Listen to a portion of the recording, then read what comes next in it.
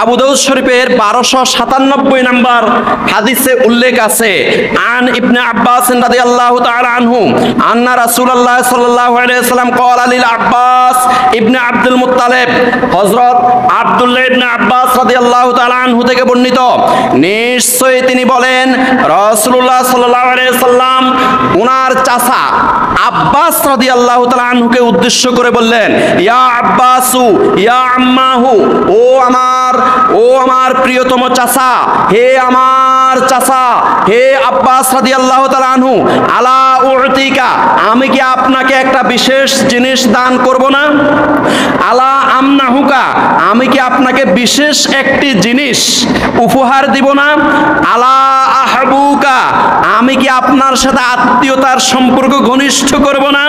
আলা ফালুবিকা, আমি কি আপনার সাথে এমন কোন উত্তম কাজ করব না? আশরা খেসালেন, আপনাকে আমি এখন যে একটি আমলের কথা বলবো, এই আমলটা যদি করেন তাহলে আপনি 10টা মর্যাদা পাইবেন। সুবহানাল্লাহ।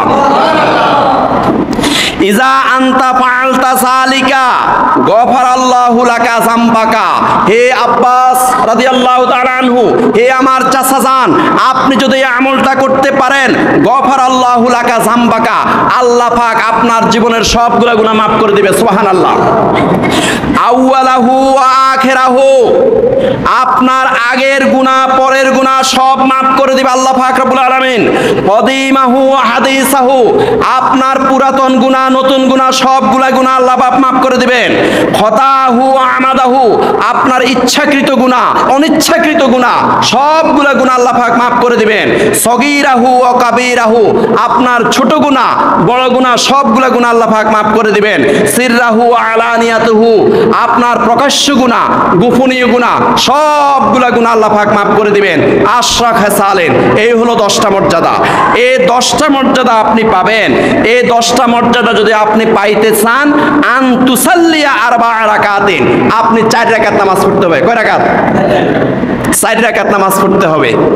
যদি আপনি 10টা মর্যাদা পেতে চান তাহলে আপনি 4 রাকাত নামাজ পড়তে হবে। তাকরাউ ফি কুল্লি রাকাতিন ফাতিহাতাল কিতাবে ওয়া সূরাতান, প্রত্যেক রাকাতে সূরা ফাতিহা পড়তে হবে এবং অন্য একটা সূরা মিলাইয়া পড়তে হবে।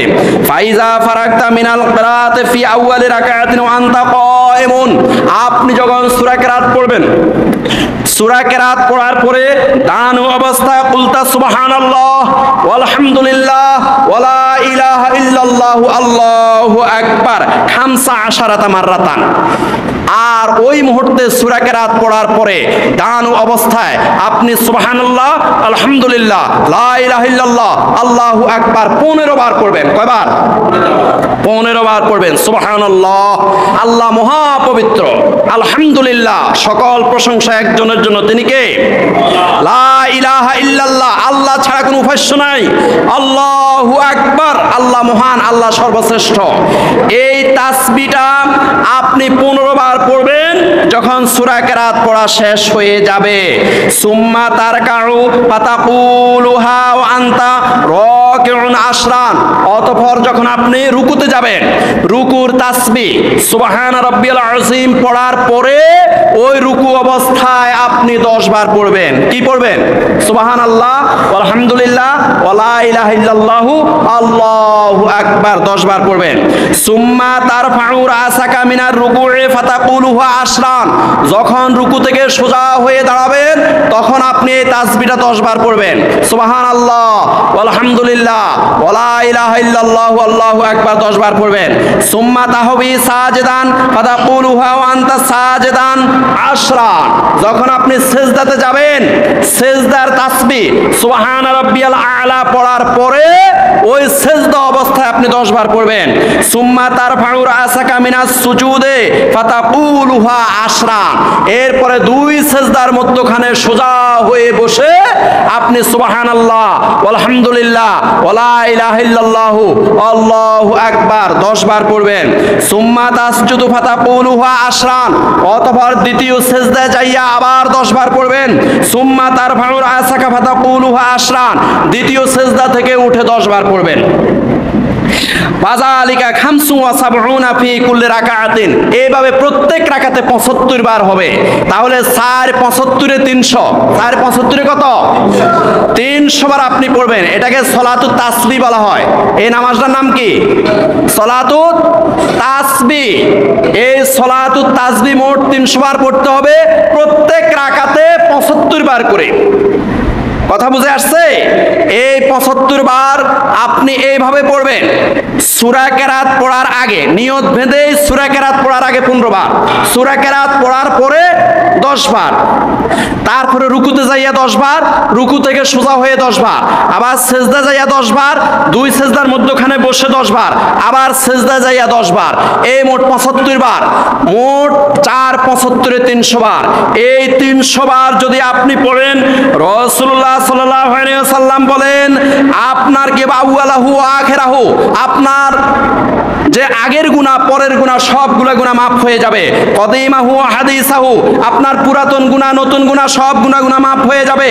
খতাহু ওয়া আমাদাহু, আপনার ইচ্ছাকৃত গুনাহ অনিচ্ছাকৃত গুনাহ সবগুলো গুনাহ মাফ হয়ে যাবে। সগীরাহু ওয়া কাবীরাহু, আপনার বড় গুনাহ ছোট গুনাহ সবগুলো গুনাহ মাফ হয়ে যাবে। সিররাহু ওয়া আলানিয়াতাহু, আপনার প্রকাশ্য গুনাহ গোপনীয় গুনাহ সবগুলো গুনাহ মাফ হয়ে যাবে। সুবহানাল্লাহ, আল্লাহু আকবার, আল্লাহু আকবার। তাফআলু যালিকা ফি 4 রাকাতিন, এইভাবে 4 রাকাত আপনি নামাজ পড়বেন। ইনিস্তাতা'তা আন তুসাল্লিয়াহা ফি কুল্লি ইয়াউমিন মাররাতান ফাফআল। ও সাসাজান, ও আব্বাস রাদিয়াল্লাহু তাআলা আনহু, আপনার যদি সক্ষমতা থাকে, শরীর স্বাস্থ্য যদি ভালো থাকে, প্রতিদিন একবার এই সালাতুত তাসবিহ নামাজটা পড়বেন। সুবহানাল্লাহ, আল্লাহু আকবার, আল্লাহু আকবার। ফাইন লাম তাফআল ফাফি কুল্লি শাহরিন মাররাতান। ও সাসাজান, ও আব্বাস রাদিয়াল্লাহু তাআলা আনহু, আপনার যদি শরীর স্বাস্থ্য যদি না কুলায়, তাহলে মাসে একবার পড়বেন। মাসে কয়বার? একবার। ফাইন লাম তাফআল ফাফি কুল্লি সানাতিন মাররাতান। ও সাসাজান, ও আব্বাস রাদিয়াল্লাহু তাআলা আনহু, আপনার যদি মাসে একবার যদি স্বাস্থ্য না কুলায়, কম পক্ষে বছরে একবার পড়বেন। বছরে একবার পড়বেন।